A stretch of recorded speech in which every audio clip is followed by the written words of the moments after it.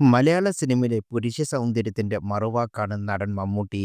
തന്റെ ആരോഗ്യവും സൗന്ദര്യവും വളരെ ശ്രദ്ധയോടെ പരിപാലിക്കുന്ന മെഗാസ്റ്റാർ യുവതലമുറയിലെ താരങ്ങൾക്ക് ഒരു വലിയ പ്രചോദനമാണ്.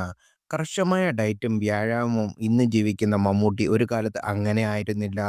സ്വന്തം ആരോഗ്യത്തിൽ ശ്രദ്ധിച്ചു തുടങ്ങുന്നതിന് മുമ്പ് താൻ പുകവലി വളരെയേറെ ആസ്വദിച്ചിരുന്നു എന്ന് മഹാനടൻ പല അഭിമുഖങ്ങളിലും പറഞ്ഞിട്ടുമുണ്ട്.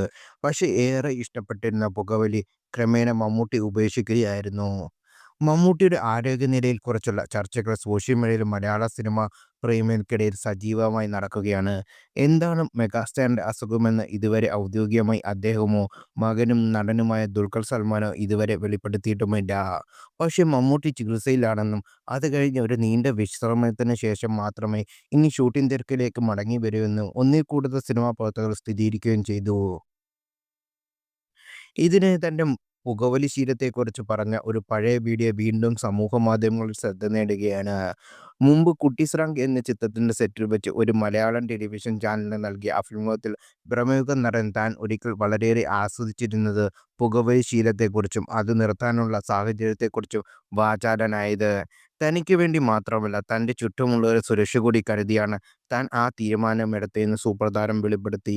ഏറ്റവും പ്രിയപ്പെട്ടതാണെങ്കിലും താങ്കൾ നിഷ്കരണം തള്ളിക്കളഞ്ഞ കാര്യം എന്താണ് എന്ന് അഭിമുഖത്തിൽ അവതാരകൻ മമ്മൂട്ടിയോട് ചോദിച്ചു.